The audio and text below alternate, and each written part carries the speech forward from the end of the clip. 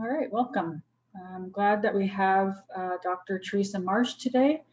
She's coming to talk with us about embracing modesty, living the good life, healing from intergenerational trauma and substance use. We are born to heal. And as we talk about in this class, it's important that we're able to walk our talk, self-care, and I thought this was a wonderful way for us to almost end our class. We have 1 week left, but end our class in a way that feels like we're leaving with something. As when we talk about bundles in our class and the importance of having stuff in our bundle to help others, this is another thing that you can add to your bundle. So I'm very, very honored and excited to have Dr. Teresa Marsh talking with us today. She is from Cape Town, South Africa. She moved here in the 90s. You don't have to do that. I'll situate myself. Okay, perfect. Yeah. Awesome. All right. Well, whenever you're ready, Teresa, we're ready for you. Awesome. Just see if I could do that. It's okay. Hi, everyone. Welcome to this beautiful sharing circle. Thank you, Joey-Lynn, for inviting me. And I'm hoping to get lots of more invites because I think it's so vital. What I'm going to share is really so vital, for the Indigenous social workers, Indigenous and non-Indigenous, to be able to have this information. And I'm sure that there's a lot of overlap. I'm sure that, you've probably covered some of the stuff, but I'm excited to just to share with you my research, but more so how I work with clients. I work mainly with Indigenous clients, and I am going to be supporting some of the NASM medical students in doing support for them, counseling and support, starting soon. And other than that, I'm still doing a postdoc and working on a big research project in a research team with my husband, Dr. David Marsh. And I love writing. I'm also an author. My third book was just launched, The Courage of a Nation. And I did say to Joey-Lynn that we'll do a draw at the end. I'll gift 3 of my books, and we'll do a draw at the end. And I'll make sure that Joey-Lynn get the books, my new book, and you'll see. And yes, so I think because we have about 3 hours, we'll try to take just a 10-minute break in between. I think that's very important for our self-care. So I'll find a good spot where we can take a break. And maybe before that, if there's any questions at that time, we can do it. But since Joey-Lynn is going to turn the recording off at the end, we could maybe just leave all the questions for the end. Just write your questions down as I go through it so you don't forget. All right. So let's have an awesome evening. So I've got no conflicts of interest to disclose there. And also I do not have any potential biases. To situate myself as Indigenous peoples and as Indigenous researchers, we always start off, as you know, situating ourselves. My Ojibwe spirit name is Makanakoe. I'm Turtle Woman. I am from Cape Town, South Africa, and my ancestors are the original peoples of Cape Town, South Africa, which makes me an Indigenous person. I grew up in the atrocities, the colonization, the assimilation, oppression, and I grew up in the apartheid regime, plus also witnessing the riots, 76 to 86 riots just before I left to come to Canada and really experience the South African police opening fire on our school kids and killing many kids. At that time, I was a registered nurse.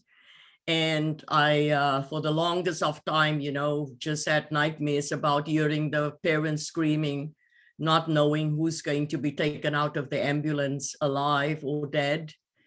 So as a nurse and a therapist, when I came to Canada in 1992 to Turtle Island, I worked in various Indigenous communities. I started working in the first remote Indigenous communities when David and we were in BC for 7 years, when David went up there to open up the supervised injection site and start the heroin trial there. So I was up there, but I traveled up to the Vancouver Island and up north and worked with the Nuchanold people and in other communities there as well.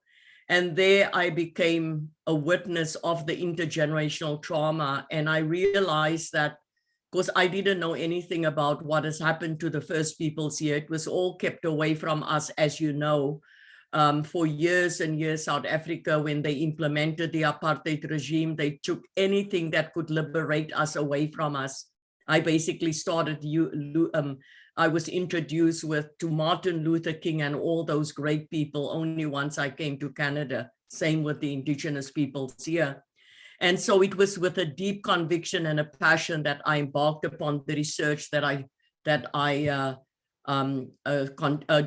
for my PhD. I had a totally different research project, as Joey-Lynn knows, and then something profoundly happened to me, and I was asked by the ancestors to shift my perspective and to do this research so that I could help the First Peoples here.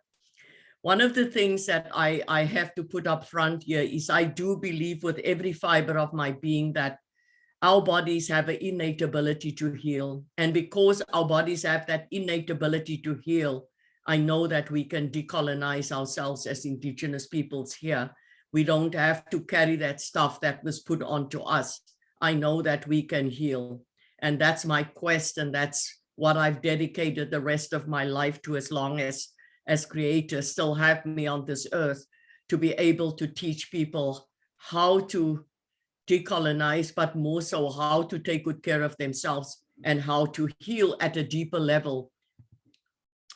So the seeds that I would like you to walk away with today, we're going to look at the pervasive effects of intergenerational trauma and also internalized oppression and lateral violence and addiction in Indigenous communities here in Northern Ontario.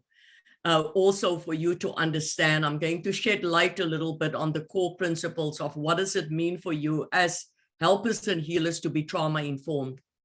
Then I'm going to talk about my research process and the results of my two-eyed seeing approach in treating addiction using a Western treatment model and Indigenous traditional healing methods.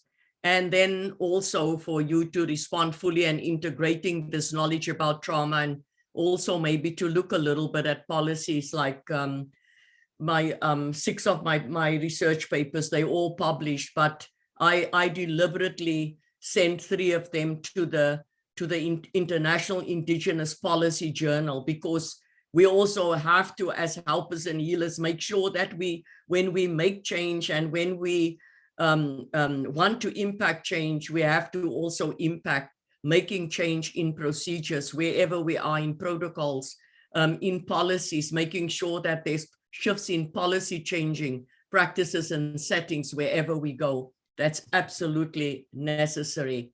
So again, Goiska Kagamik is one of my favorite Indigenous artists, and he does just this amazing work on transformation.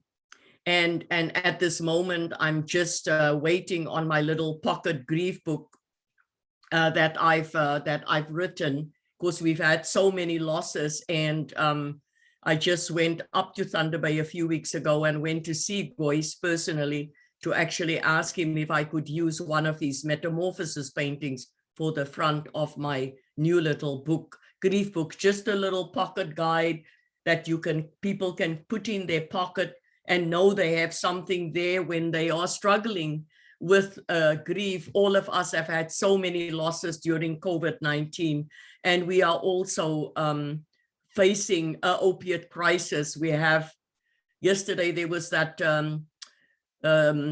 conference at the Sagamok First Nations, and I know that they have suffered so many losses. They had opiate overdoses once a week. I mean, it's just incredible. So I just put this slide on here just to remind all of us, you know, as with what's happening with COVID-19, what's happening at Laurentian, what's happening in the opiate crisis, and that we are all struggling and facing with some of these uncertainties and losses simultaneously.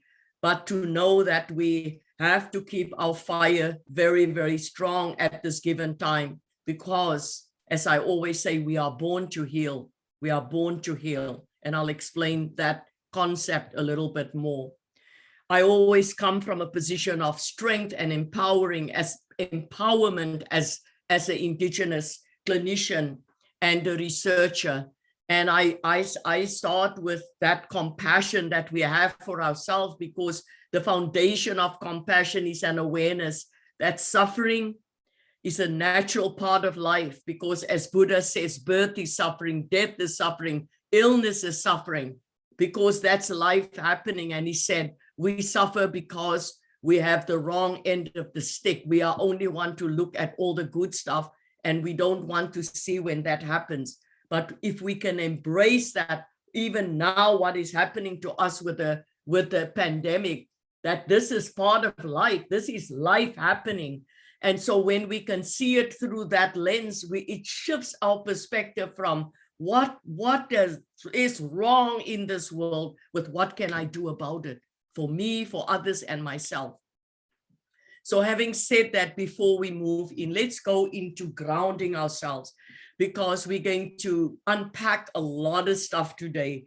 And I like to come into just grounding ourselves so that we know, particularly doing this work on virtual now, if I had to come to your class, you would have all sat in a healing sharing circle. I would have had my bundle. My bundle is over here in my healing space. I'm sitting in my healing space in my home. But wherever you're sitting, find something that you can ground yourself. I always have my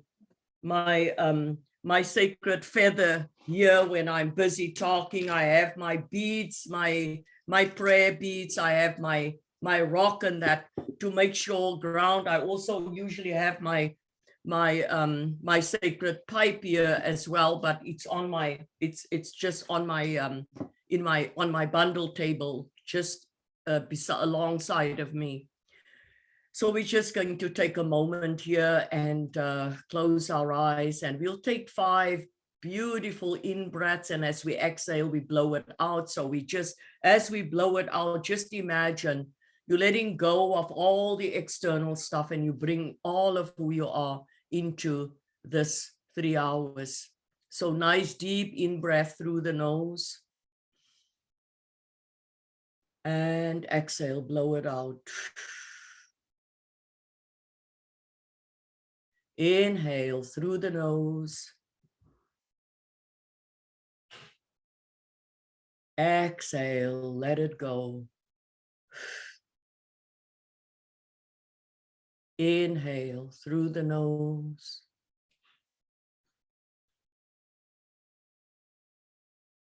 Exhale, let go. 2 more. Inhale.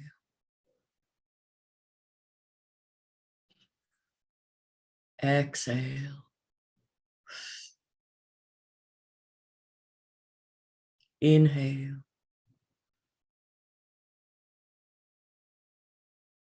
Exhale.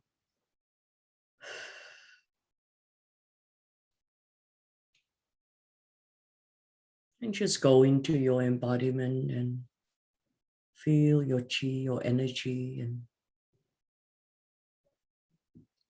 the movement of your energy.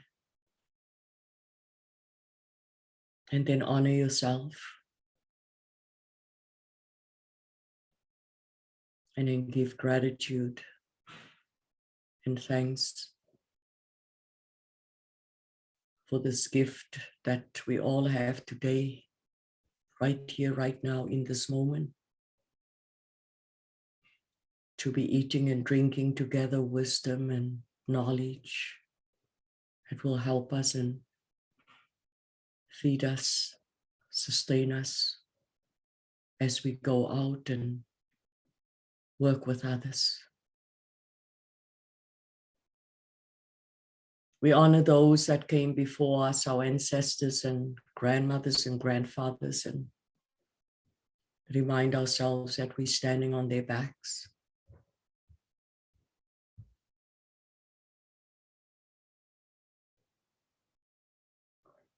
We give gratitude to this life and life force that pulsate through every part of our being. For life is a gift.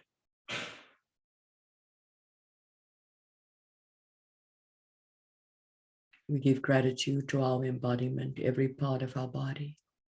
For our body stands guard for us, day in and day out, protecting us, helping us,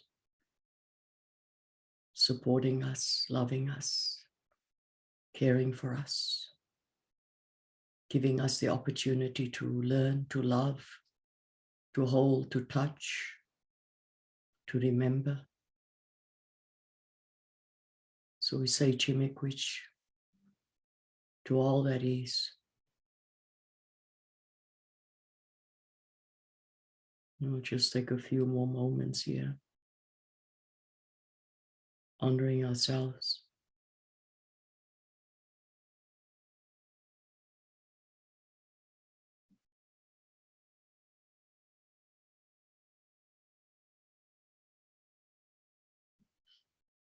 And so now, as you take a nice deep inhaling, cleansing breath, just wiggle your fingers and your toes, just bringing some new life into them. And when you're ready,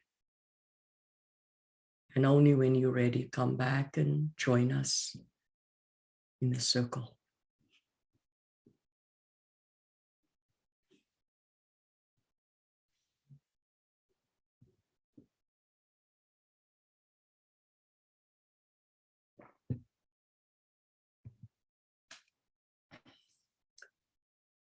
Again, looking at compassion and looking at empathy. That's my daughter and my granddaughter. I always throw this slide on to remind me as a mother, Indigenous mother and grandmother, that we have that responsibility to make sure that our empathy stays strong and our awareness towards ourselves and our needs and our children and our grandchildren, that we understand that and how important it is for us to know this. That's our responsibility that Creator's bestowed upon us to make sure that we can be the best mothers and the best grandmothers to our children. And that we know that that compassion and that empathy flame that reside within all of us, that's part of our spirit, that we as helpers and healers, that we keep that flame burning strong, because we cannot give away what we don't have. In order to give it away to others and help others, we must have it first. I honor my Madiba Nelson Mandela for all the amazing things that he's done for my country, but for the rest of the world, that he set an example to the rest of the world across the globe. This man who was in prison for just asking for equality, in prison for 27 years, and then he came out and he became the leader of our country. It wasn't an easy job for him, because what people want to do, they didn't want truth and reconciliation. They wanted revenge. And he said, no, we don't do that. We don't do to people what they did to us. We show them something better. So understanding our past history and experiences help us to see the bigger picture. And that's what he said. And it helps us to shed light on our own behavior right away. Colonialism is defined as the control of one power over an independent area of people. And we know that it's when one big nation try to conquer and oppress another population, which happened across the globe, to all the indigenous peoples. And we still today reap the aftermath of that. Racism and colonialization are intertwined and together deeply impact the health of our indigenous peoples. That's a fact. Or across the globe here, and I always say across the globe, because if you look at global statistics, and you look at global statistics and indigenous people, oh my goodness, there's not a country in this world, like if you look at missing and murdered indigenous peoples here, you go in and you look at across the globe, you will be shocked. So I honor all of the indigenous peoples across the globe. Systemic trauma and racism underlines every aspect of an indigenous person's life. And this is what Nelson Mandela said, my Madiba. He said, if we want to see different outcomes, we must be willing to try and do our work differently. And that's what he said, not what the colonizers did to us, something far greater than that. And him and Desmond Tutu brought in truth and reconciliation that we are now using for our peoples here as well.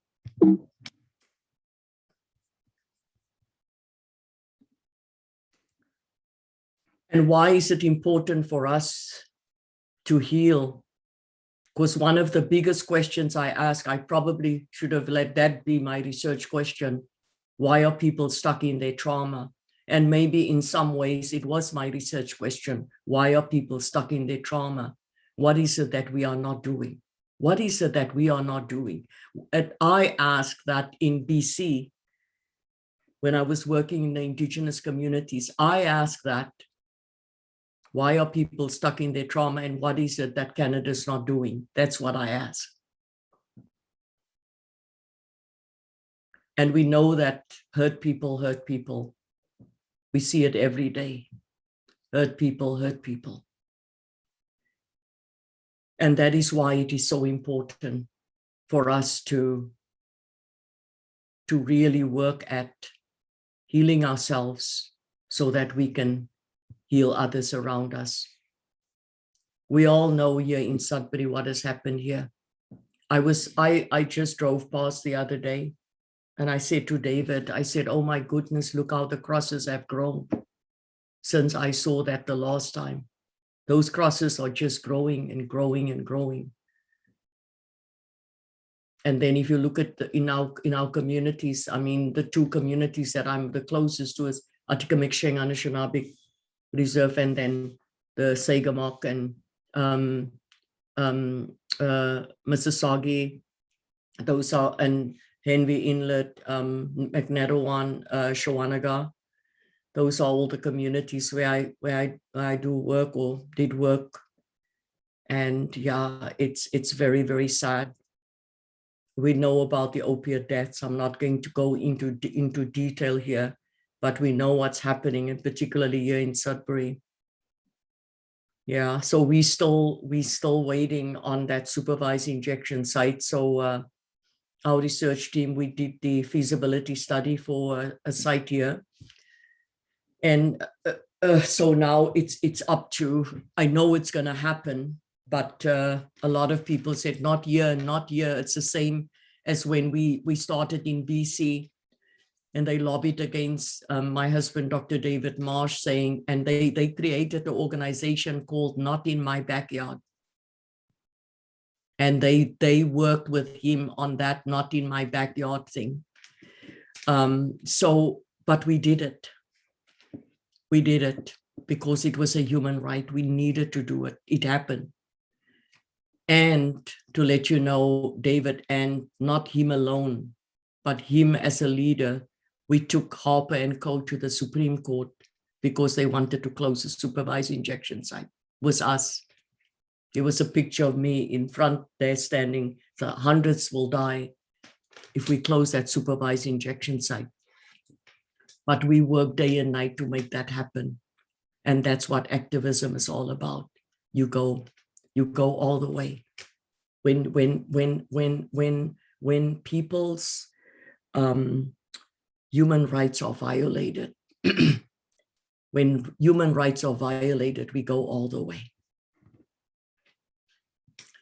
I remember I start off with the grief even before I jump into trauma, because grief walks side by side with trauma. We see that today. And the Indigenous researcher Malloy, he talked about this in 2008. He said, that we have to recognize the stress that the grief and trauma that comes from the loss of not just what people have gone through in terms of sexual abuse and that, but he talked about the loss of culture, loss of identity, all of those losses he talked about. And he said that.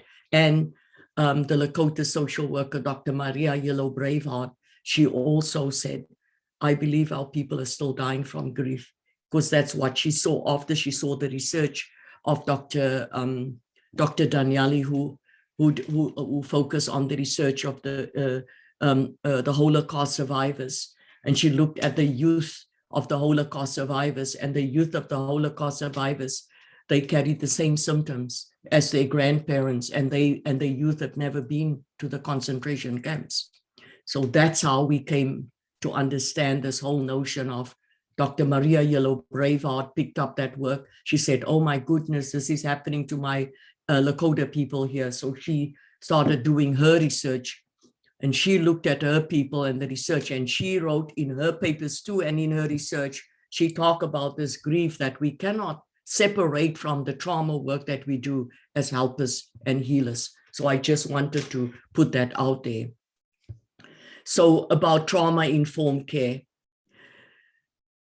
we have to be, for me, when people ask me, oh, you the preacher of trauma-informed care, what is that? And I said, my first thing about trauma-informed care, if that client is sitting in front of me, nothing else matters but that client sitting in front of me. That's all that matters, that client sitting in front of me. But with trauma-informed care, we place the survivor safety and choice and control right up front there as a priority. We use empowering models. And we create a treatment of culture. That treatment is nonviolent. It's always about learning and about collaboration, right? Trauma-informed care requires an understanding of trauma in all aspects of service delivery. So each and every one, doesn't matter if you're a frontline worker, if you're a porter, if you're pushing a trolley or whatever in the hospital, if you are sweeping the floors there, you have to know about trauma. Because if you don't, because you come in contact with other people and people react and respond in front of you, you're not going to know what to do. So it's important. And that treatment requires building confidence and trust to facilitate healing and recovery. So we all know about that. You've learned about what do you do to cultivate a therapeutic alliance with your client. Then to facilitate engagement and meaningful participation by consumers, by families, and planning of services and programs. Like if you're going to start a youth program, you don't sit together around a table to figure out how you're going to do it. You make sure the youth are sitting at the table and the youth tell you what they need, not you. They tell you. Even for our elders, our older population, if you want to do services for them, you have to sit with them and ask them. This is talking about basically social accountability, right? Then create collaborative relationship with other systems. So and making sure that wherever we are and whatever we do, that we make sure that we understand what does that mean, the social determinants of health, if that is in place for people. Right? And what does that look like with that population that we are working with? It's very, very important. Right. So when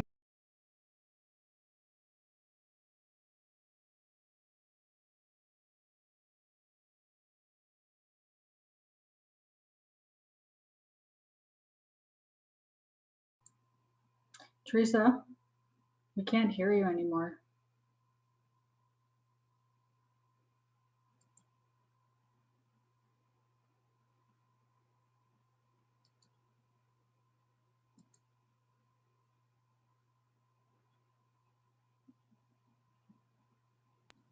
Is I everyone? Oh, now we can hear you. Okay. Somehow I pressed and I muted myself, right? Okay, so just get back to that next slide there. Yeah, it's like, how do I understand this person? So that approach shifts the focus to the individual and away from those, I would say, pathologizing our clients. It also gives a message that life is understandable and behaviors make sense, right? And then when we can see the whole picture. There's quote Dr. Couture is what I talked about, who did the amazing work on Holocaust survivors. Trauma awareness, safety and trustworthiness, choice, collaboration, and connection. That is the principles of being trauma informed. And of course, we focus on strength and skill building. We don't never come from a positive stance. We always focus on the strength of the individual, right? So now we're going to get into facts about trauma. So violence and trauma, including childhood abuse, sexual abuse, and intimate partner violence, it's common, very, very common here in Canada. And again, across the globe. So we know that half of all, this is just an estimate. And I know that this estimate is not really even right at this given point, that half of Canadian men and women survived at least one incident that, and of course in Indigenous peoples, it's over 90%. We know that, right? So we know that for me, when I talk about trauma, I'd say it's too much, too fast, too soon. That's what trauma is to me, too much, too fast, too soon. But it's an event that really overwhelms our nervous system. It's humongous, it's big, it's huge. And once it happens to you and you traumatize, it changes everything within your system. One of the things that we have to remember today as Indigenous people, trauma is not the story of something that happened back then. It's the current imprint of the stuff that's happening right now. There's also a difference between that single event. I'll just go to I'll talk a little bit more about the different traumas there. But so to understand that it's not just sexual, psychological abuse and neglect is trauma. Negative home atmosphere is trauma. Physical neglect is trauma. When we withdraw emotionally and we can't be emotionally present for people, it's traumatic for them. Childhood separation, extremely traumatic. Inconsistent parenting, traumatic. Political persecution, trauma. Imprisonment and torture. And how many of our young people are sitting in prison? It's traumatic. Murder, and we can go on and on and on with that list.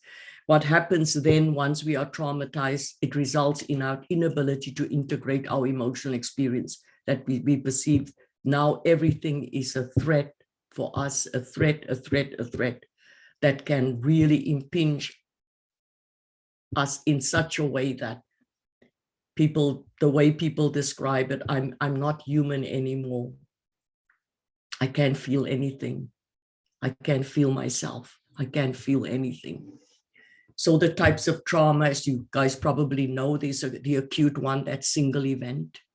Then there's the complex. Most of my clients that I see have complex trauma.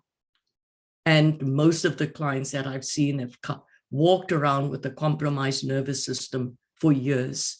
And many of them sometimes didn't even know that they walked around with a compromised nervous system. It's horrific. And one of the biggest traumas, of course, is that betrayal trauma, when that child is betrayed by a parent or a grandfather or an uncle, because it's hard for that child to carry that. I am a recipient of betrayal trauma. My brother-in-law, I was 8 years old, so I know how that shifted and changed me. But just to say up front here right now, as David said the other day to me, he said, steel gets stronger in fire. Because I was talking about what we go through as women and where I stand today as a woman. And he said, of course, he said, steel gets stronger in the fire. So just to let you know, this is where I am right now. grateful for those adversities, not at that time though, but you have to do the work. If I didn't do the work, I couldn't say that. Then intergenerational trauma, that, as we know, that collective emotional, psychological injury over that lifespan, right? And it's often as a result from genocide, as it happened with the Holocaust survivors and with the First Peoples here and across the globe. It affects us at all levels. It affects our entire being. But if you look at trauma in Indigenous contexts, there's that single event. And that's why I say always when I am working with the Indigenous client and I say it's complex, I look at all 5 of this. There's the single event. Then there's the enduring or the repeating events. Like now on my elders reserve, for example, with all the losses that they had, she lost a young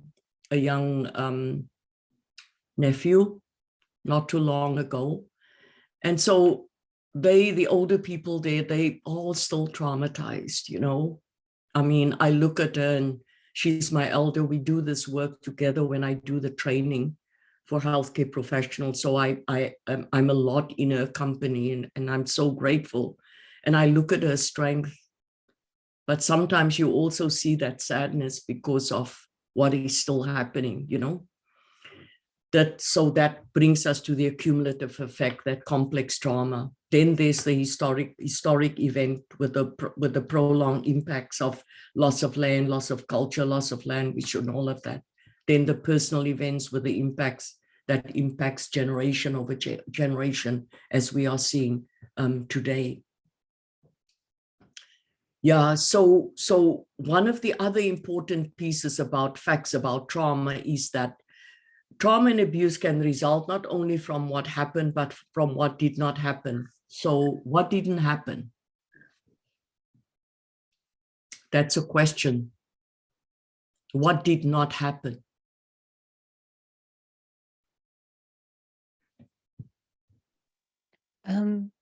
Not feeling safe or loved. Yeah. Anything else? Thanks, Ashley. Not getting the equal medical care other people are getting. Where were the parents? Where were my parents when that man abused me? Where were the adults?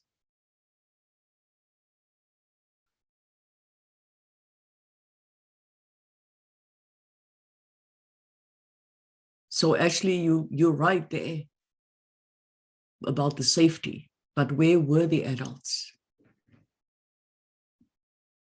And most of the time, my clients will say to me, my mom and my dad, they were partying with the other people, they were all drinking. Or in my case, I grew up in an Islamic environment. There wasn't booze and parties. But there were little private places where people like that lived. But why didn't I tell my parents? You know, what was missing? And I knew I had to find out later in my life when finally I talked to my therapist, was the first person I talked to. By then I was over 30, I think. I already had my 3 kids. I carried that shame and that guilt because whenever we went to our parents and we complained, when we come from school and we complain or something and we complain, they would shut us up. We'd get a hiding because they said, you did something wrong. You understand? And they later on, as I did my own work, I only realized they just did what was happened to them. So it's still the intergenerational stuff, you know? So we come to that place where we have to break that. I broke that cycle of abuse. Oh my goodness, maybe sometimes you just do it too early. I talked to my kids, they were 6 and 7, my 2 kids, as a young mom, about, when anyone touch you, like they had to go to school and stuff like that, and you become more hyper vigilant, right? But you maybe sometimes you overcompensate. But I'm glad I did that, because now my kids, my 3, I have 3 grandkids, they know it will never happen to them. We broke that cycle. It will not happen to them, because they know, they love, they safe, and what they need to do to keep themselves safe.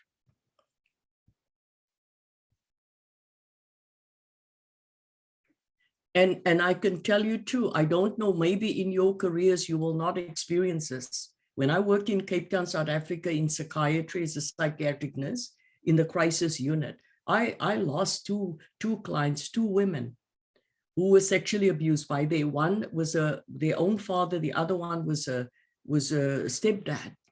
And when they came out to tell their moms, they were both young, 20, and I think the other one was 23. When they came out to tell their moms, they were not believed. That's the other thing that didn't happen. People just go into denial right away. We see it around us, how people just go into that didn't happen. Mom said, you're lying. And how many women went through that when they came out?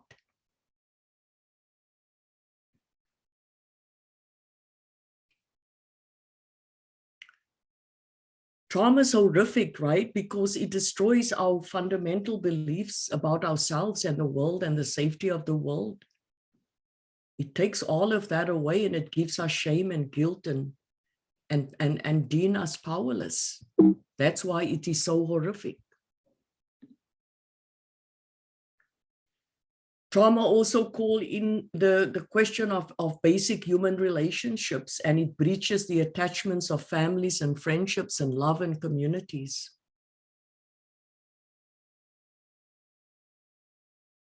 It is shattering because it shatters the self. But we know where it all stems from, and we know what cultural genocide is now, the destruction of political and social group structures. And of course, the premise was always greed, destroy, devastate, and control, so that we can have the land and force relocation. I grew up, we lost 2 homes because of they had the force relocation for us was Group Areas Act. Oh, that's a nice area. Let's make that a white area now. Oh, that's a nice white beach. Let's make it a white beach now. And so on. Ban spiritual practices. And that's the beautiful thing about it. As sovereign nations and communities we were across the globe as indigenous people, right? They knew what to take away from us. So we didn't have those things that really sustain us. That led to multiple losses, that led to grief, that led to deep trauma. People walk around, as I said, with compromised nervous systems and feeling incoherent, maybe for a long time. That's where the substances come in, right? And one of the things you have to remember, and I want to say again, don't get me wrong, I'm not saying that our stories are not important. Both my books are written through storytelling. It's very important. But it's how that story is told. But what I want to say to you, remember, the trauma is not in the story. It's in the brain, it's in the nervous system, it's here in the body. That's where all the stuff is happening. That's where you feel the depression. That's where you feel the anxiety. That's where you feel the flashbacks, the nightmares, all the gory stuff. You feel it here in the body. It's in the body. So don't go to a therapist that sit there and tell your story, because we know what those therapists did. They re-traumatize people. Every time you tell that gory story of going into the depth of it, your nervous system, your amygdala sound the alarm, it goes off and it says to your body, danger, danger, danger, and you back in fight, flight, freeze. That's what happened. So we don't do that in that way. Just remember that.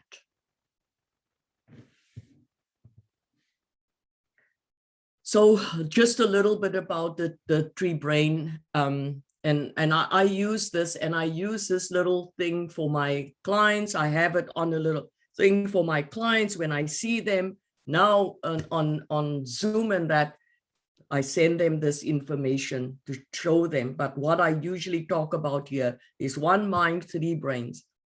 The frontal part, frontal cortex, we need that's for our intellectual, executive functioning, verbal language, conscious thought, and self-awareness. That's language, thought, and verbal expression. We need that part of the brain for all of that. If you look at the limbic system, and if you look at the brain too, you can see how big that part is, which we call the emotional brain or the mammalian brain. That our emotional experience and our implicit memories. That's also language of our emotions, our feeling tones, and all of that in that part. Then we see the basal ganglia, or the brainstem, or the reptilian brain, or the lizard brain, we call it, where all those instinctive responses reside.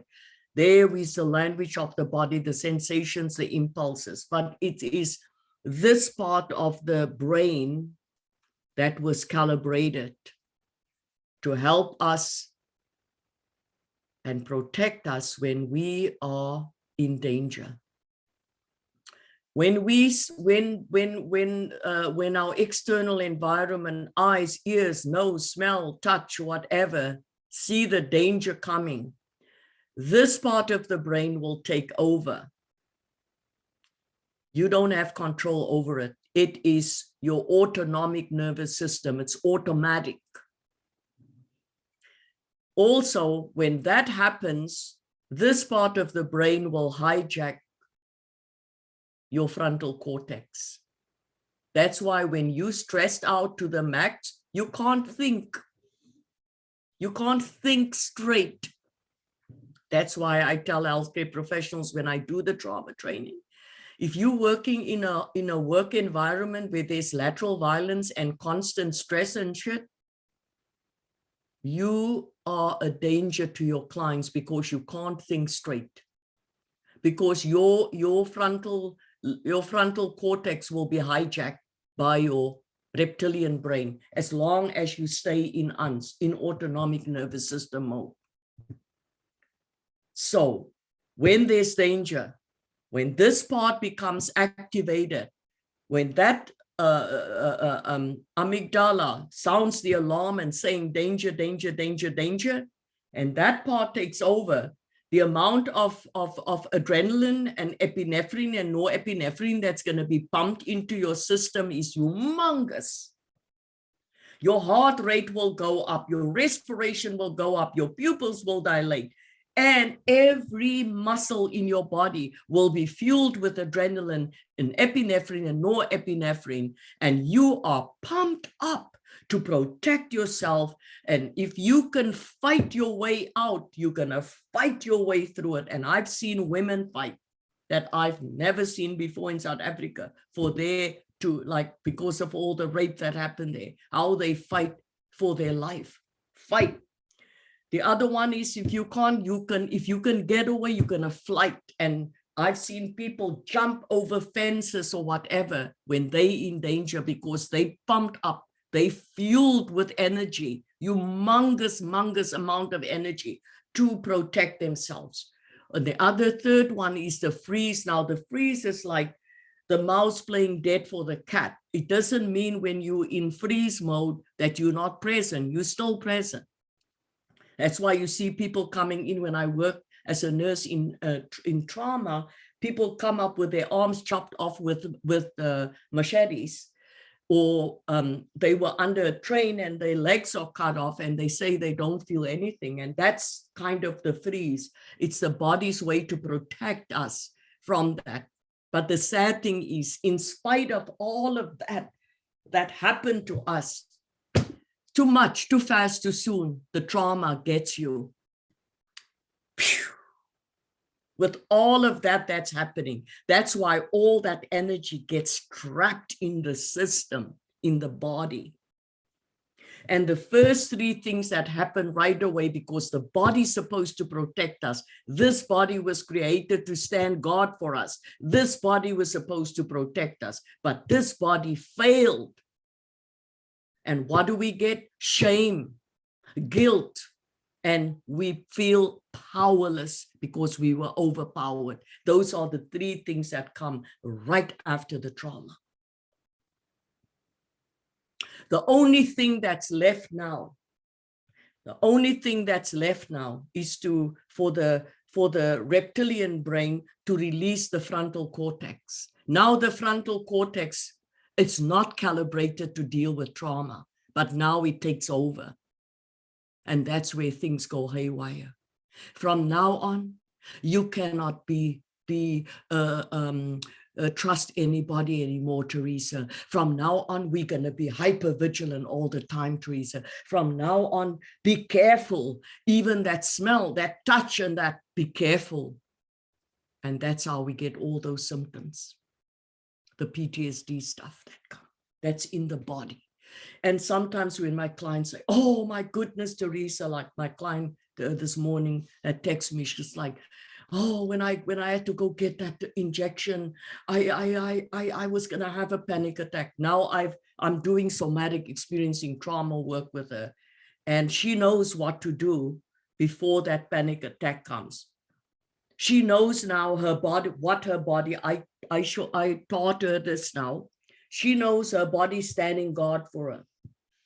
And if she's gonna think now, I'm so scared, this is, and she doesn't get the hippocampus back online, then she's gonna have that panic attack.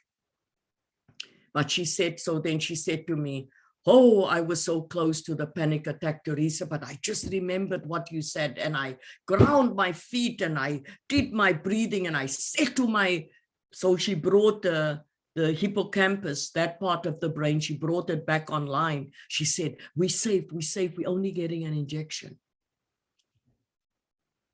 And then you can shut it down yourself. Isn't that amazing how far we've come with the trauma work? Now you can teach this to your clients, and you teach them how to self-regulate. That's trauma work. Not letting them sit and tell their glory. For what? There's not even a connection. Here in the frontal part of the brain, there's a part there that we call the noticing part of the brain, and then there's a working part of the brain. So that working part of the brain right there has no connection to the amygdala, no connection at all. So it cannot, so talking about it all the time cannot resolve it. The only thing that can resolve it, if you go to the hippocampus and you bring that part back online, and you bring the noticing part of your brain where the awareness arrives, if you bring that part back online and say to it, we're not being traumatized right now, we actually right safe. Oh, okay, really? No, we're not being traumatized right now. Take a deep breath, feel your feet, feel the chair. See, we're not being traumatized right now. You're just having a memory. And then slowly it calms down and the alarm will switch off. And then the whole system will calm down. But only you can do it. Your therapist can't do that for you. A therapist can teach you.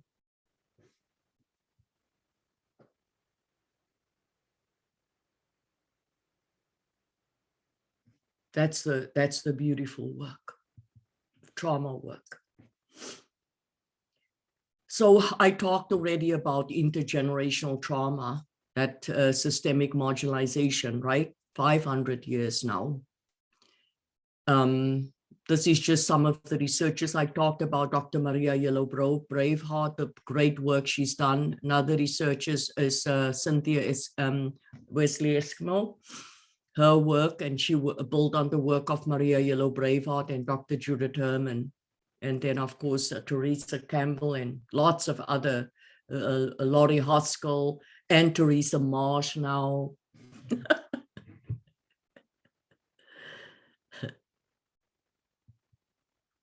right? So little bit about, you know, just a quick snapshot here, early development, and how important that development of attachments, how that is. Like with me and my mom, I know that I had that problem already that early, not having that secure attachment, because my mom was, I only found out much later. My mom had 9 kids. The last 4 kids, she was after every delivery, she had depression.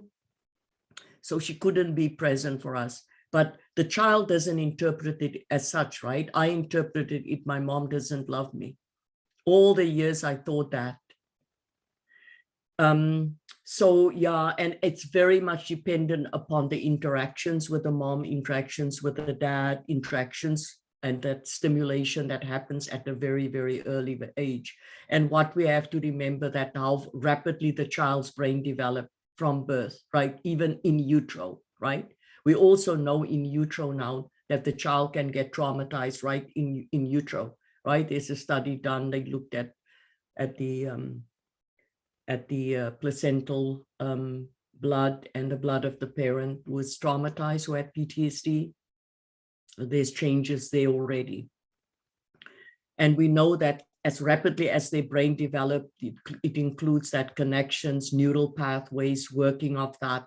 And it happens at quite a rapid pace. And that is why those very, very early parts during the child's connection with the mom and so on, we know now how important that really is, right? And we know now that those early experiences really, really shape the neural connections. And if that child has a lot of positive experiences, positive caregivers, parents, right, it will activate those neural pathways very, very positively. So what we also know is if the parent has got PTSD and using heavily, and that child has to be removed and it's put with the grandparents or caring parents, that the work can still be done where they won't suffer the adverse childhood effects of the trauma. What we know now about that, the effects on our children, that abuse kids, they have a higher risk for mental disorders. We know that abuse also can lead to all the disorders that come, and we see those in very, very young kids. Like my youngest kid here in Sudbury, Indigenous kid, he was 5, he just turned 5, and he tried to kill himself, put a rope around his neck. Okay, so I worked with that kid. I worked with that kid until he was like probably around about 7.5, and that his mom got it together, and that kid was also gifted, was a gifted kid. But I never worked with him in an office. I went to pick him up. I went to his school. I went to pick him up. I connected with him in a different way. I took him on the land. I took him in nature. That's where all our talking took place. And he loved to sit in my car. I had a little red car. He loved the red car. He used to sit in my red car with him. We'd play games and that. But, it was the early trauma. The mom wasn't really there, using and boyfriends and all the stuff that happened. It was very sad, but he's doing good.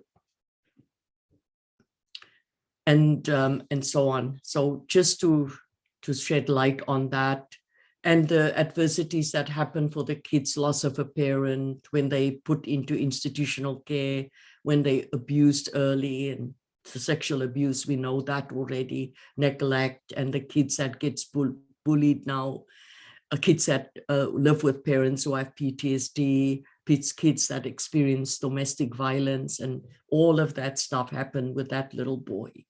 That's why.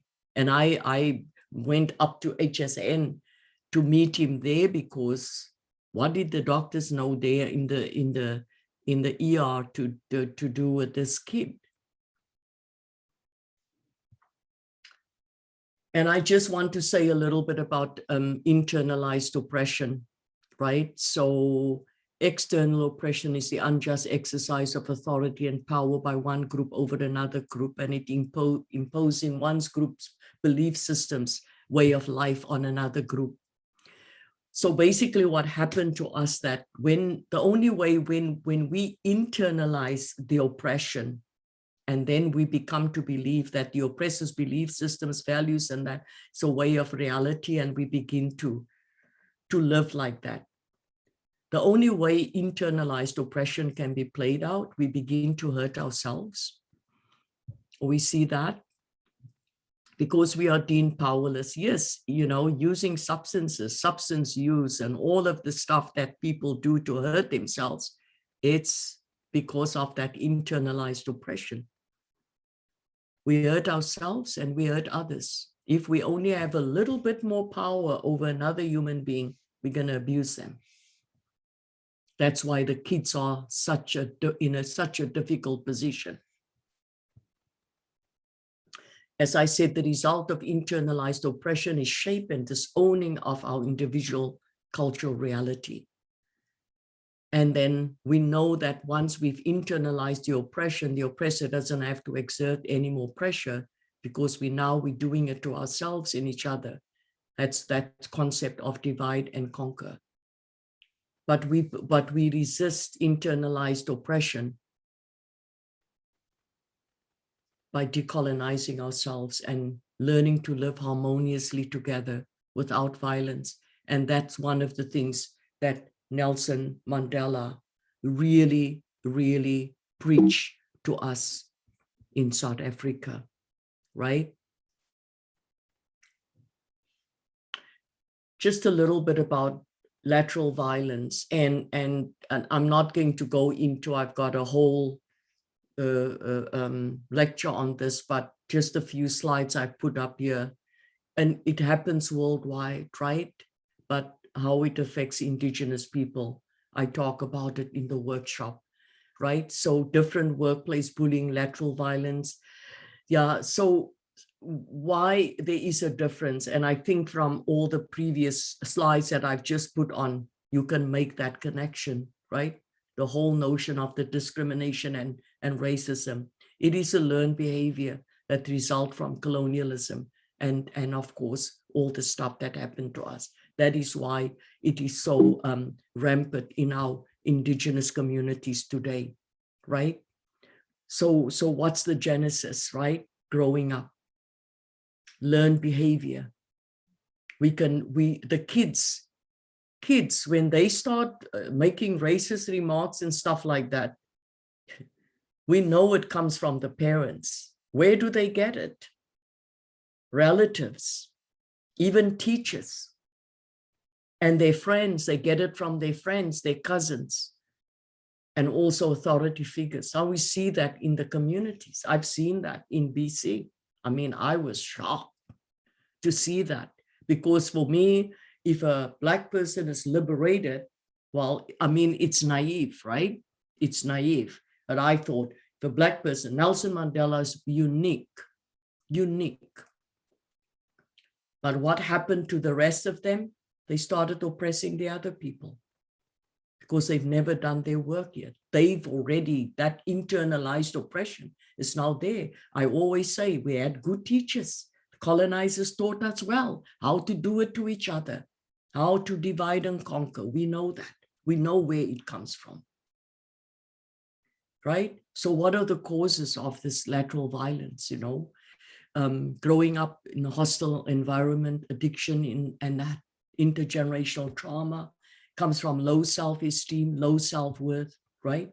Having a hard time to trust others, which comes from the trauma, right? We are confused and unhappy about ourselves.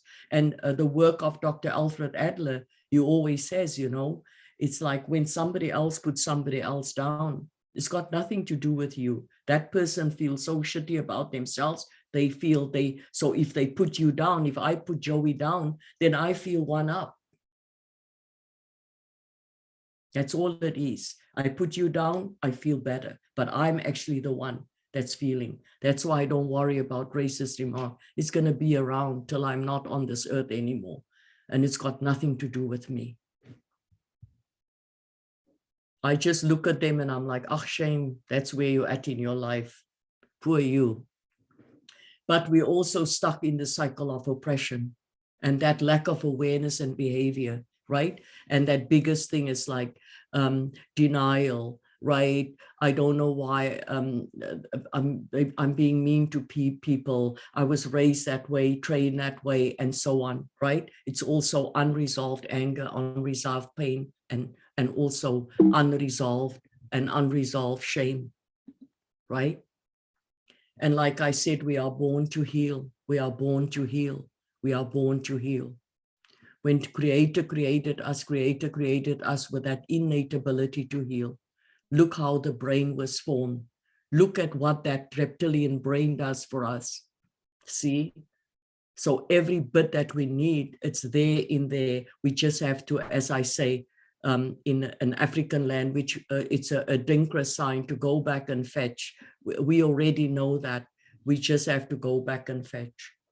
And Julie, my elder, she always teaches us that fire that burns inside of us, and that's our spirit.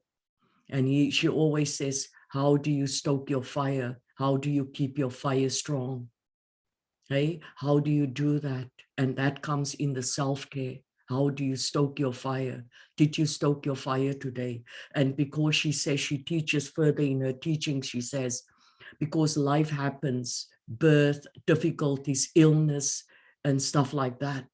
So if you don't stoke your fire and your flame is getting smaller and smaller and smaller like that, and something comes that you have to deal with, like I had to go for surgery in December. If my fire was little tiny like that, I wouldn't have been able to deal with it. But because my fire at that time when it happened to me, my fire was as strong as that fire there, and I could weather the storm because my fire, I take good care of my fire. My fire was burning strong, and that's why. So this is it. So when you think about self-care, you think about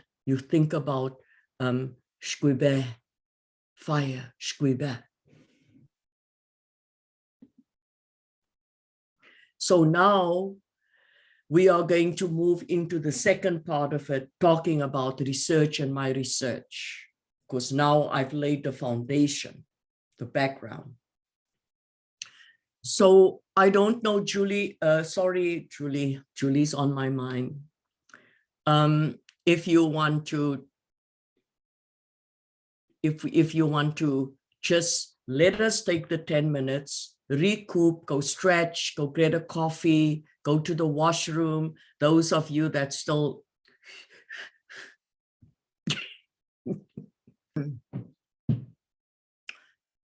okay, let's rock and roll.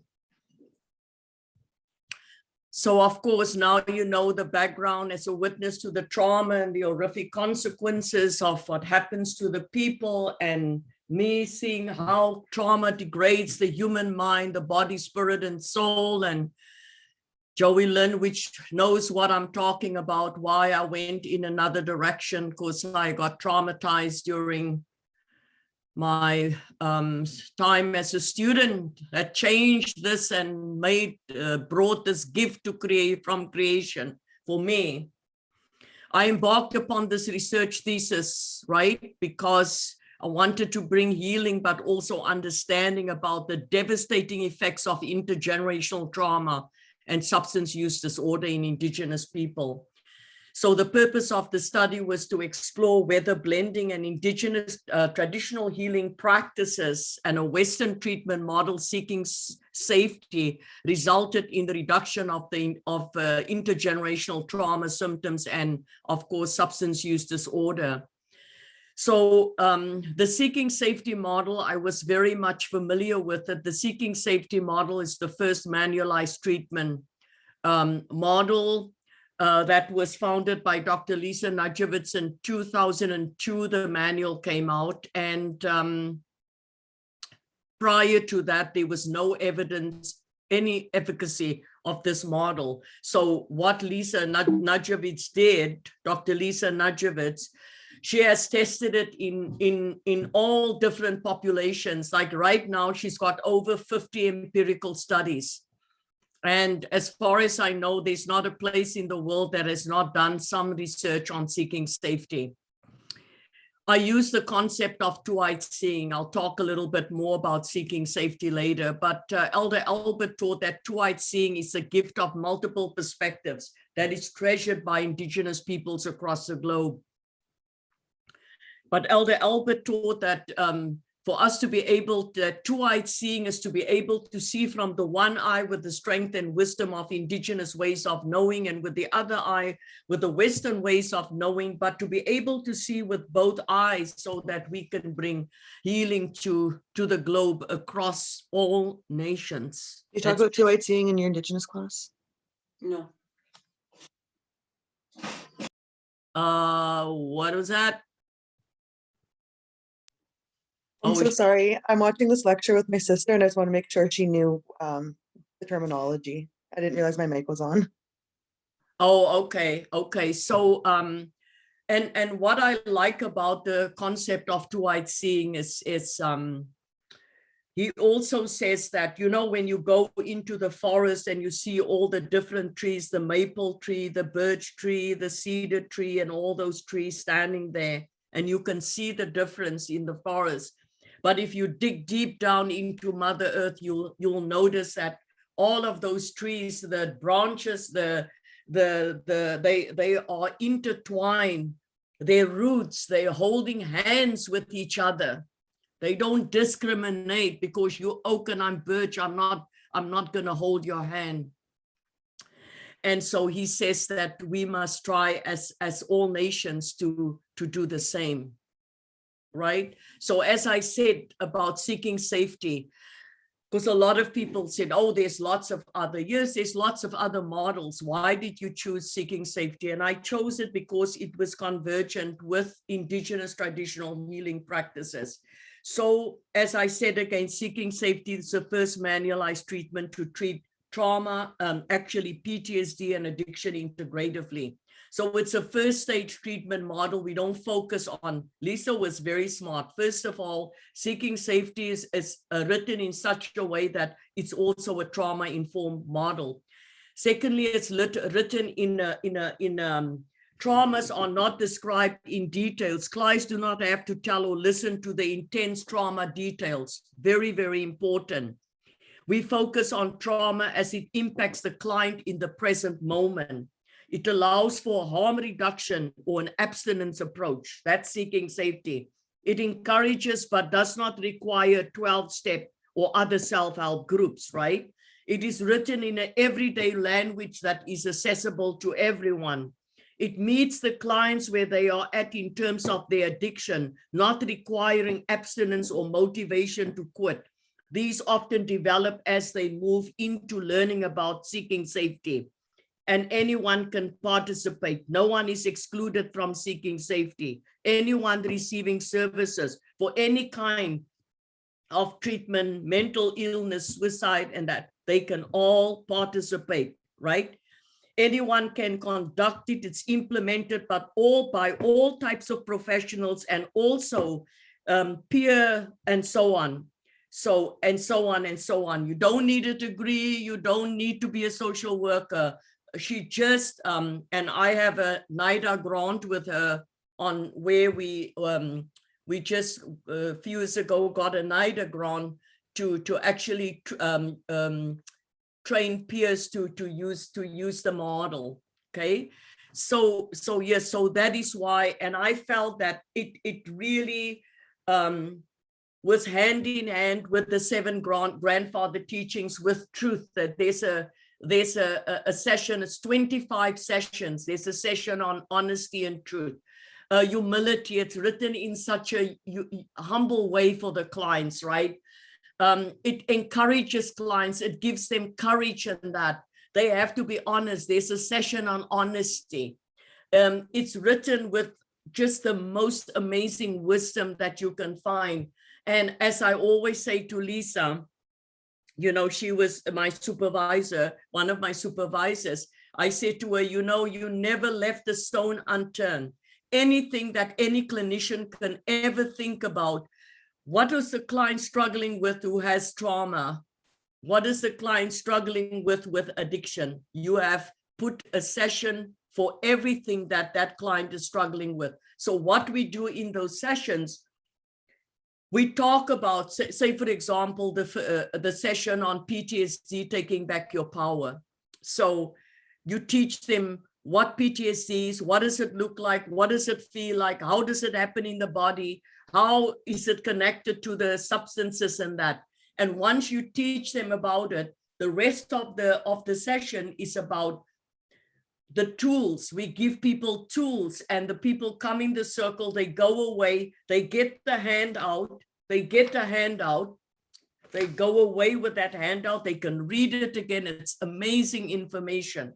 And by the way, it's one of the best treatment programs that has been happening at HSN, at the hospital here on Cedar Street since 2015. They're still using it. They're using it at the Friendship Center. They're using it at Wiki. You know, all the places where I train people, they're using the model because it works. It also offered an empowering approach to the treatment of both trauma and addiction. So my question was, I already said that, blah, okay, research question I did. So here's a list of the sessions. There's the manual. And if you're interested in it, I would advise you to go get the manual. So list of seeking safety sessions. You see there's a session on safety, PTSD, taking back your power, detaching from emotional pain, grounding, when substances control you, asking for help, taking good care of yourself, compassion, you name it. It's there. It's just amazing, amazing.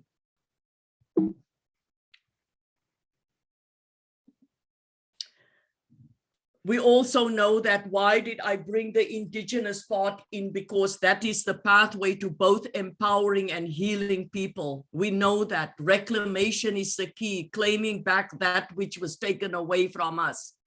So the knowledge that was once practiced was taken away, as I said, and now we're bringing that back. We have embraced our wisdom and our knowledge, and we know that that's what the elders said. The only way that our people will get strong again is that whole notion of the reclamation process, okay? So the whole notion of this, so I'm Indigenous from Cape Town, South Africa. I am married to David Marsh, he's Mi'kmaq, so I'm married to an Indigenous man, but I had to go to the elders. So that whole first year of my PhD, every Tuesday afternoon, I went to sit with the elders at Atikameksheng Anishinaabe Reserve. And by then I still was focusing on, I never talked about the research, but I was talking to them about focusing on, I still remember my research question. My first question was, what factors hinder and facilitate Indigenous Indigenous students coming into medicine? That's what I was going to look at, but then I changed that. So so I sat that whole year with the elders, and it was towards the end of the year, I think I came back from South Africa, and I had this dream about I shouldn't be doing that. Yeah, so then they started telling me about you have to go downtown, because I was saying I wanted to do my research in either in a remote community, like I was going to choose Mashwa Dam. I already talked to the people up there, and I was going to use Atikameksheng. And they said to me, no, don't come to the reserve. The people that need this model, the people that need this kind of work, they all downtown, and they've come from different areas. That's where you have to go and do that. So that's when I started my situational analysis and going to all the small agencies and that were treating trauma, not addiction. And I asked them, how many Indigenous people do you have? How many Indigenous people do you see? How many Indigenous people do you see? That's why in the end, the female group was at the Friendship Center and the male group was at Rockhaven Recovery Home for men, because 50% of the people, men that came there were Indigenous. So I used an Indigenous research framework methodology right throughout the project. I had Elder Julie and Elder Frank. They were the two elders that guided me, but I had all the elders there at Atikameksheng. Two of my supervisors, Dr. Sheila Koti-Meek and Dr. Pamela Toulouse, they were my supervisors, and of course, Dr. Lisa Nudjewicz. And I used the application of two-eyed seeing, consultation and collaboration with the elders. I immediately established an Indigenous advisory group, and whatever I worked with, whatever I decided about the research and that, I had to go and discuss with them. And of course, I had to train 6 Indigenous facilitators, 2 facilitators for every group sharing circle. And I added 2 Indigenous social work students, because I wanted to give the Indigenous social work students the opportunity to learn about this and to learn about research. But I also did that in case one of the facilitators gets sick, then we always have 2 people to still run the circles, because we had to do it in 3 months, twice a week. So that's what I did. And of course, incorporating traditional healing practices. The traditional healing practices, of course, as opposed to a group, we had we had sharing circles. Each group had, in the 3 months, once a month, the men and the female, they had a sweat lodge ceremony at Atikameksheng in Julie's sweat lodge. So each group had 3 sweat lodge ceremonies. They were given tobacco bundle ties. Every participant that entered, that I interviewed, got that. We opened up the sharing circles with smudging and sacred drumming and sacred song. We had the sacred bundle in the center, and sometimes we invited traditional healers to come into the circle. Sometimes we had the elders coming to bring the teachings. Everything that happened in ceremony. We incorporated a teaching every week of the 7 grandfather teachings and so on. I used a mixed methodology here. I had to design a 13-week Indigenous healing and seeking safety with 12 Aboriginal Indigenous men and 12 Indigenous women from Northern Ontario, Canada. And the eligibility, the only external criteria was there was psychosis, but other than that, they didn't have to be clean and sober. It's a harm reduction approach. They could come into the circles while they're using, except they don't use when they come to the ceremony, because it was ceremony and so on. So as I said, the female group was at the Friendship Center, the male group was at Rockhaven Recovery.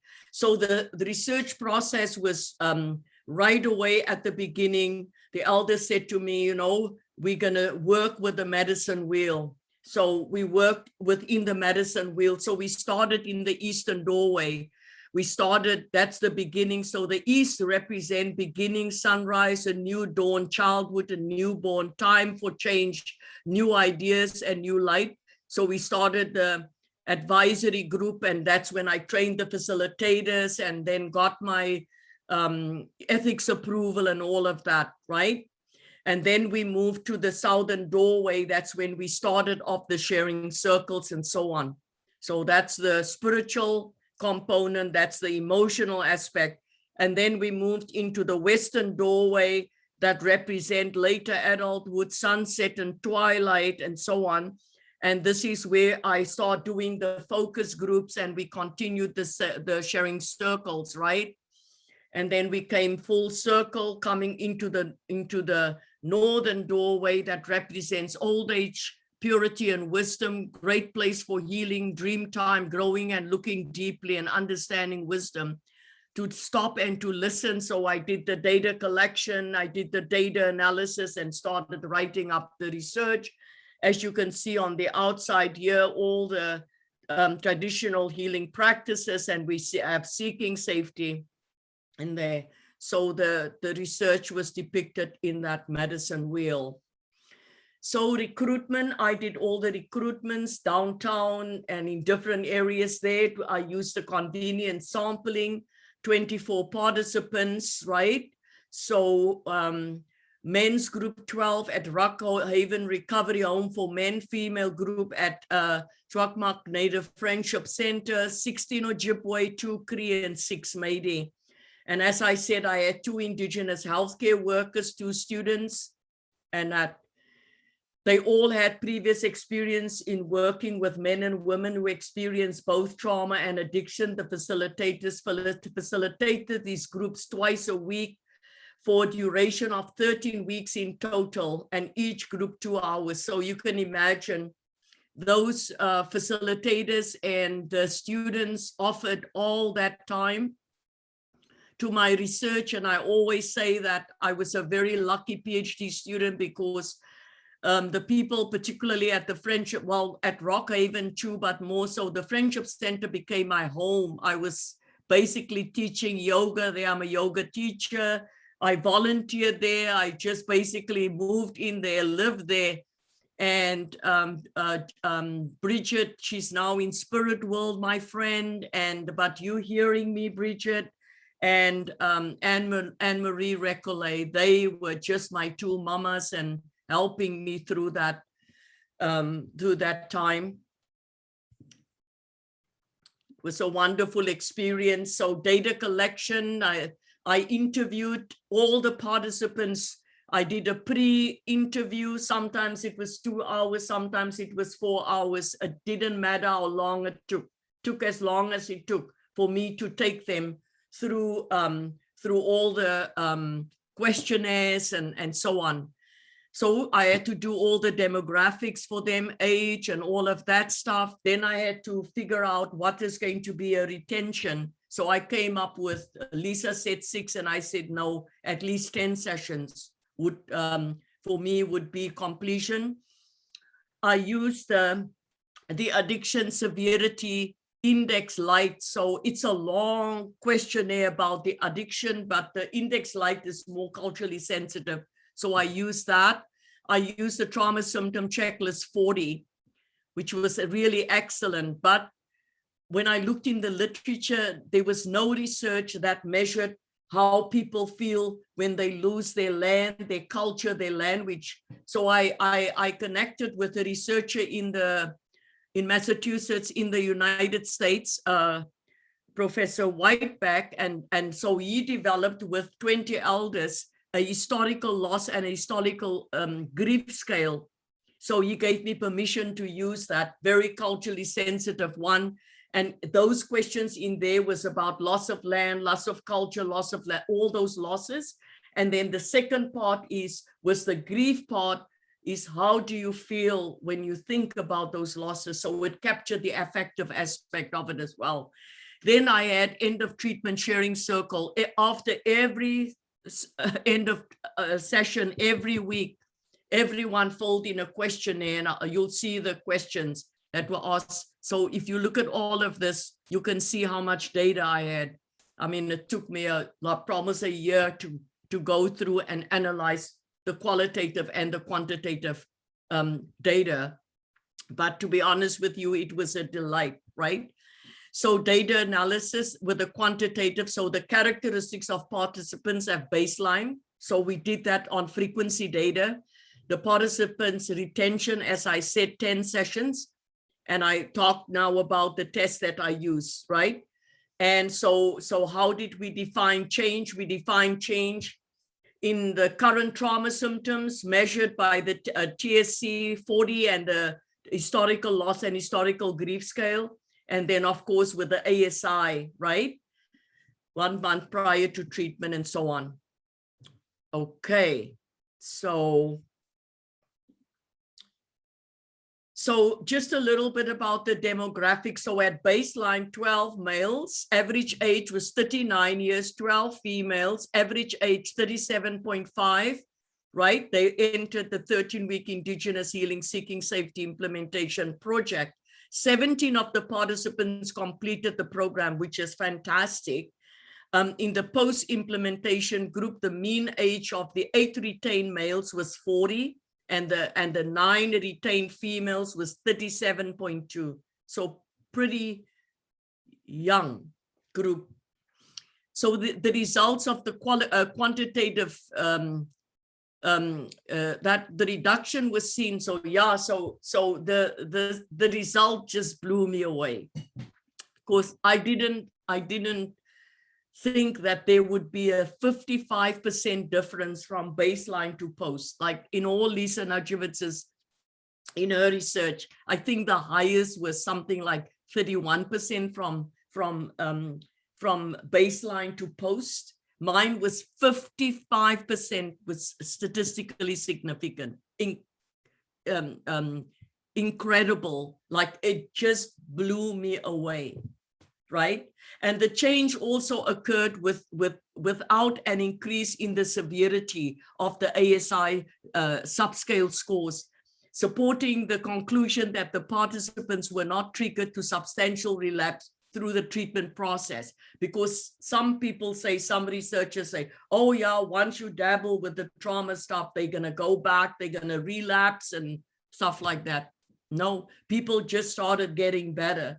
And those that were still dabbling with substances, they just became clean and sober as we moved on, as we move along, because they learned, they understood. You know, I got some of the qualitative stuff that you'll see. Now you can see here the quantitative results, right? This is the just the trauma symptom checklist. Dissociation at baseline. This is all of the participants, right?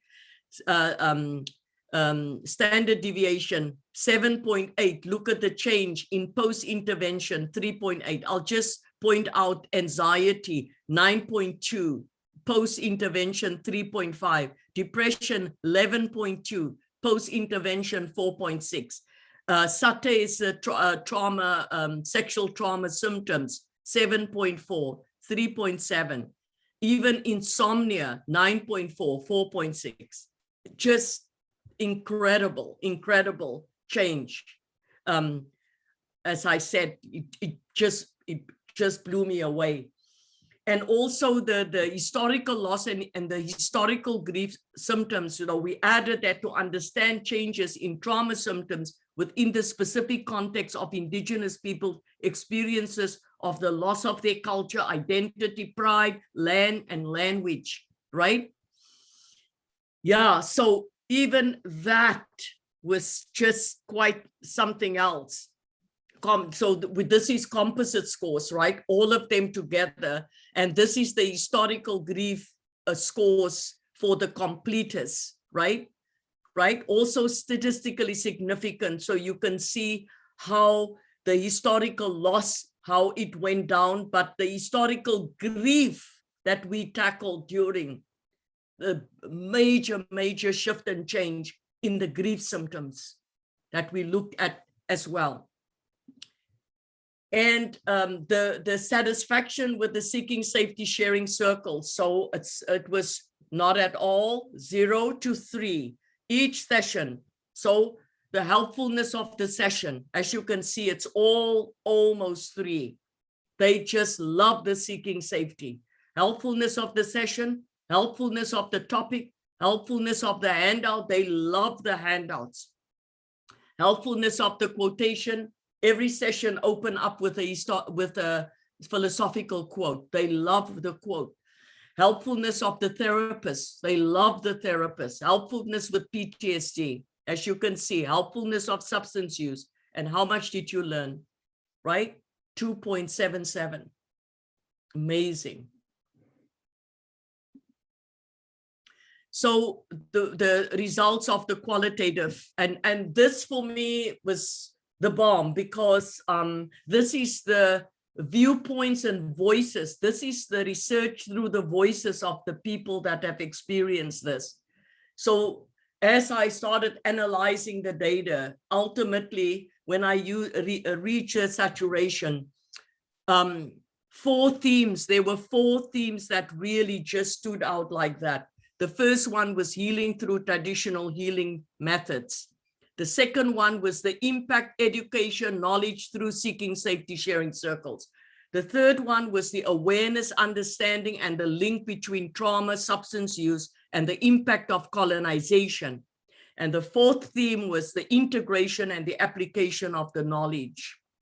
So I'll go through, I just took a few of the quotes out of the qualitative data, but the first theme, sharing circles, the sharing circles in the presence of elders, indigenous facilitators, the sacred bundles, sacred teachings, and the sacred medicines and ceremonies strengthen the experience of participants. I mean, they talked about this in the qualitative data over and over and over. Most participants reported that the inclusion of the traditional healing approaches and the presence of the elders were very, very helpful. 7 of the participants explained that they have lost their traditions, like growing up, traditional practices growing up, because they were off reserve and their families did not follow the traditional way. One of the females said, "It was really good to be brought back to my own traditional ways. I have never attended an addiction program that included my cultural beliefs and values. I could see how it helped all the women." Another male said, "All the ceremonies helped me so much. It really grounded me when I felt scared. I could see how the spiritual and the presence of Creator was bringing the healing to others that was really struggling."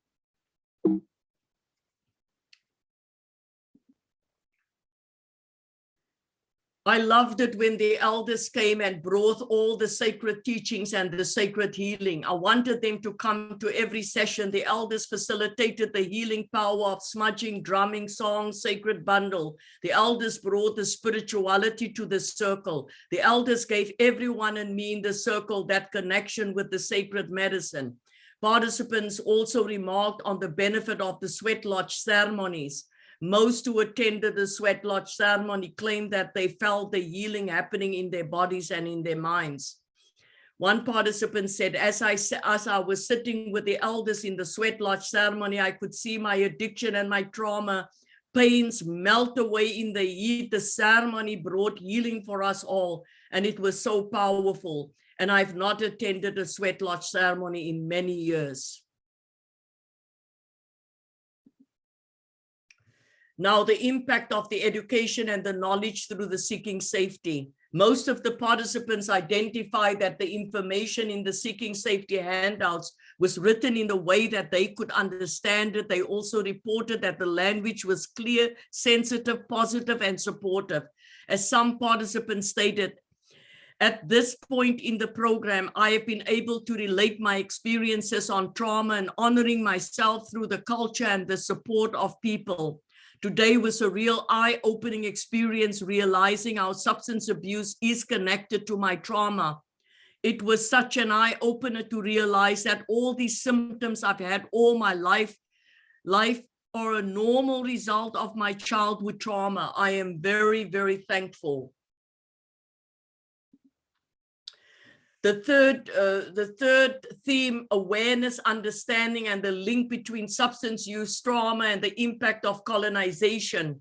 Most of the participants stated that even though all the seeking safety topics were different, each of the sessions and topics helped them to understand the trauma, the impact of colonization, substance use disorder, and the interrelatedness. Participants expressed their learning and understanding through aha moments. They remained in awe of the new knowledge and understanding as they began to realize that they could control their self-destructive behaviors, and they began to learn that both trauma and addiction, they are both no-fault diseases. When I completed the historical loss scale, I realized I never thought about these losses in this way. Yet now that I am asked about it, I realize that it had a profound effect on me and my family. I understand now why I get so very, very, very angry, because we're all still living in the historical trauma. We live it every day. I can see now why it is so important for me to have compassion for my trauma and my addiction. I witnessed how my parents used alcohol and how they hurt themselves. Both my parents went to residential schools and they never talked about it. They only drank and hurt us and themselves. And they died when I was a little boy. And that man in the circle, he finished all the sessions. And he was a single dad because the mom was still using. He was a single dad and he had custody of his teenage son and a younger daughter.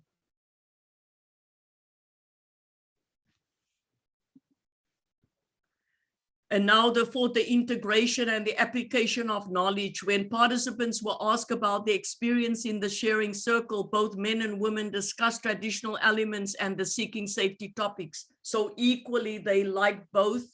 These elements included smudging, drumming, teaching by the elders, 7 grandfather teachings, and sweat lodge ceremonies. Participants discussed how the seeking safety topics informed them about the trauma and the use of substances. I realized that I was healing and that I can heal. As I heal, my children will heal also. As my children heal, my family will heal also. As my family heals, so will my community.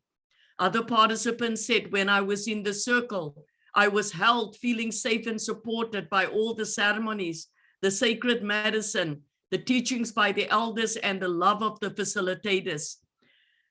Other aspects I found helpful were that we were given tools to help us in our recovery. We were given topics that help us with self-care. I thought that was important, as many people suffer with trauma and only know how to cope using substances.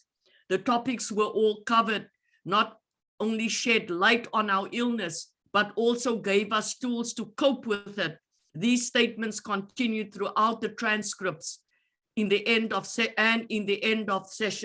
session questionnaires. So of course, you know, there's always limitations to the study. So it was a small sample size. 2 agencies were in Northern Ontario.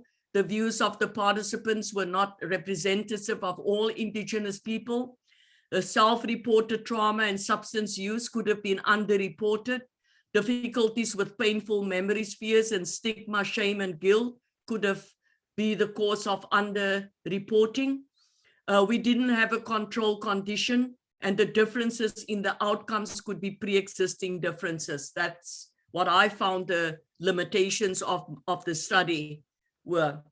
But one of the things, if this outcome was the only outcome, then I would have said, wow.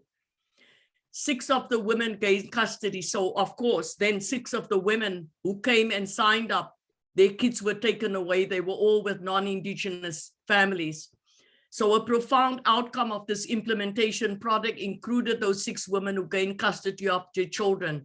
This took place within the 3rd month of, and some towards the end of the implementation of the project. To date, these women are substance-free and fully engaged parents, all of them.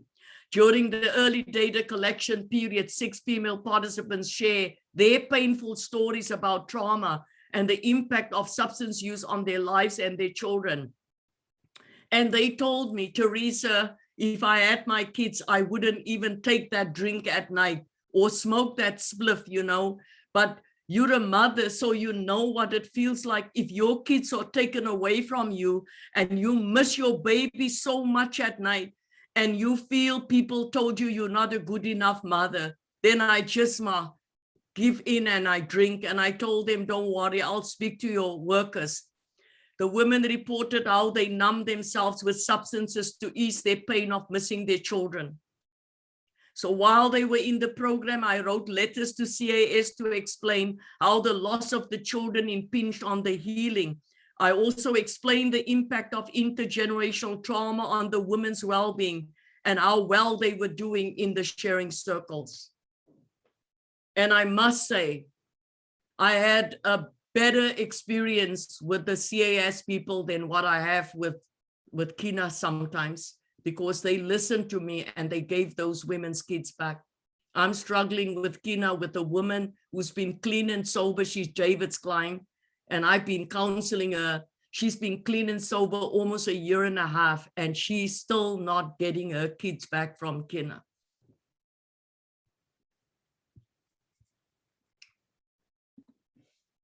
So, of course, there's beautiful strengths of the study, the authenticity and the cultural sensitivity of the indigenous decolonizing methodology and the two-eyed seeing approach, the academic rigor of the project due to the inclusion of elders, community informant, and indigenous advisory group and indigenous supervisors and indigenous committee member, the voices of indigenous peoples through the qualitative research, the historical lens used throughout the project, the presence of the indigenous facilitators and students in the sharing circles.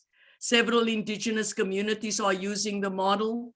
And thus far, I've trained over 1,500 professionals, indigenous professionals, to do, the training is 5 days, do the training, and then they can implement the model in their communities. So I've been all over James Bay Coast and flying communities to do the training. I'm still being asked to do training, right?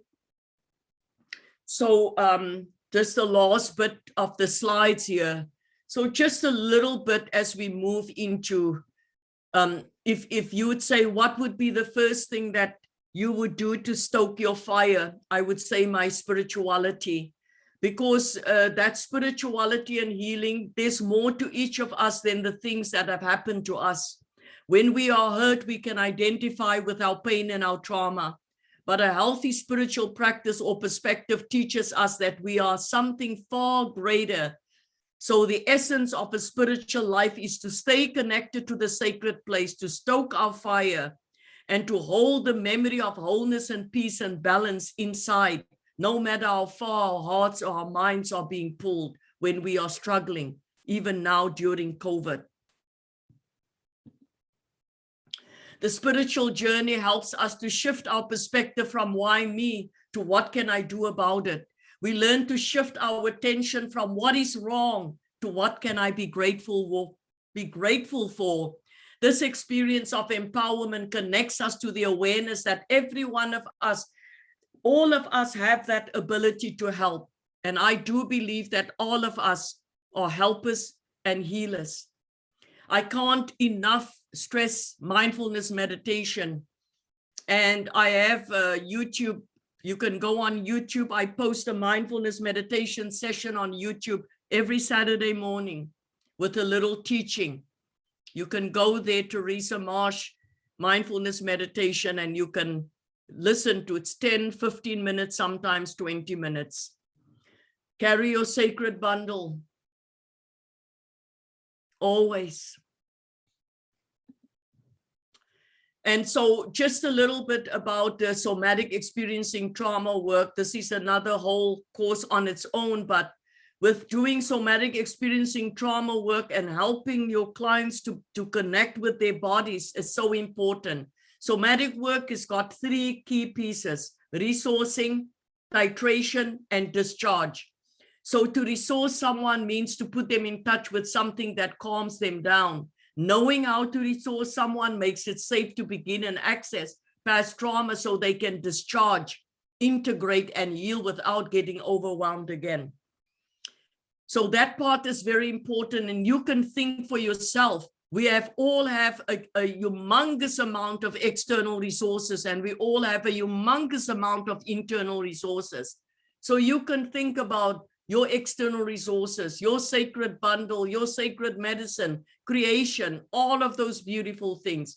And internally, we have that too. We have our spirit, we have our felt sense, we have that silent voice, we have our bodies, we have so much. The second principle is to titrate. What does it mean to titrate? So to titrate means to break it down, the trauma, in small enough pieces that can become manageable instead of overwhelming. And what we do, we can go a little bit of talking about a difficult thing and we can go back to a resource. We can go back to talking a little bit about a difficult thing and we can go back to resource. So that's what titration is.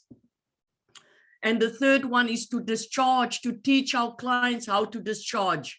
So what does that mean? Is to let all that trapped energy that gets trapped during the trauma, and as we pick up all this horrible stuff, move out of our nervous system and the body. And ways that we can see that is through tingling, trembling, laughter. Laughter is such a great discharger. Crying is a good discharger. Taking deep breaths as we did at the beginning. Yawning is a good discharge. Fight, flight gestures, chills and flushing, all good examples of us discharging, doing exercises, going for walks, and so on. Without some discharge, we do not heal. That stuff stays trapped in our bodies. And just a little bit about pendulation. So it's quite a long story, but I thought I'll just explain it in this one slide. So when a child hurts themselves or become frightened, they run to the parent. The child will be highly activated, maybe screaming and crying. And usually the parent would hold the child, rock the child, stroke the child, and talk in a calm, soothing voice. Gradually, the child's attention becomes aware of the sensations of being held and rocked and the feelings of the parent's hand stroking them. The child gradually tunes into the soothing sounds of the word and calm down. So the linking of resources to someone needing them happens all the time between parents and children, between family members, between couples and friends. And here's the thing. The only way that we can actually regulate our nervous systems is through other people's nervous systems. Children regulate their nervous systems through their parents. If their parents have a dysregulated nervous system, the children will be dysregulated. If you have two very calm parents, the children will be calm. Even in the workplace, we regulate when we go to work. If everyone comes to work with a beautifully regulated nervous system, your nervous system will feel regulated too. If everyone is angry and anxious, everyone becomes angry and anxious. So what do we need? We need creating safety. When we do the work, as I say, we lend our nervous systems to our clients. You come to your client with a regulated nervous system, and in that way you regulate your client. You do grounding. You feel empowered yourself and you'll pass that on. You give strategies to deal with anxiety and other difficult emotions. You look at strategies that you teach them to regulate their emotions. And we break down harmful beliefs through as well during sessions. And the 5 crucial areas of care for both addiction and trauma is self-care. Acknowledgement is the first step to healing, as we know. And then functioning, making sure that there's good functioning, encouraging people to express, working with relationships, because trauma destroys the way we relate to the world and people and others. So we have to relearn that. And of course, through all of that, we can improve and enhance the quality of life. And I already said this a few times, but the only thing, you are the only person that can manage yourself and do your self-care. Nobody can do it for you. Only you can do it by doing the work. And then just the ABC of trauma treatment, briefly. The A is for awareness, like you young people like to say, are you woke? You're right on, you gotta be woke. Consciousness, be conscious, because if you're unconscious, you're gonna go nowhere. Recognition, recognizing and realizing what has happened to us, and knowing what has happened in our embodiment, and coming home to that body, coming home to this vessel is the healing. Befriending our different bodily sensations and checking back into that felt sense, that intuition, right? And of course, for us to be able to be present, to feel. The B is for balance. Balance is keep or put something in a steady position so it doesn't fall. So if we ground ourselves every day and our fire is burning strong inside, we will be balanced. So you want to be steady, you want to be stabilized, right? We compare, we evaluate, we consider, we assess, we appraise as we go along with other colleagues, with ourselves, with our clients. And the third one is connection. And we know that substances, addiction is about disconnection. And the addiction, that substance is the warm, fuzzy blanket that people wrap around them. So when you take away that warm, fuzzy blanket, you got to bring new stuff, right? So that is self-identity, finding yourself, and that's doing your work. Having good family and friends, have a spiritual, cultural practice, have a healing elders you can talk to, have a community where you can take your pain and your hurts, and of course, utilize all the resources and the stuff that's around you. And Nelson Mandela, my Madiba, honoring him and ending our session today. Our deepest fear is not that we are inadequate. Our deepest fear is that we are powerful beyond measure. It is our light, not our darkness, that most frighten us. We ask ourselves, who am I to be brilliant, gorgeous, talented, and fabulous? Actually, who are you not to be? You are a child of Creator. Your playing small does not serve the world. There's nothing enlightened about shrinking so that other people won't feel insecure around you. We are born to make manifest the glory of Creator that is within all of us. It's not just in one of us, it's in everyone. And as we let our own light shine, we unconsciously give other people permission to do the same. And as we are liberated from our own fear, our presence will automatically liberate others. So I hope that my presence and my presentation today has liberated you. And now we can go into questions.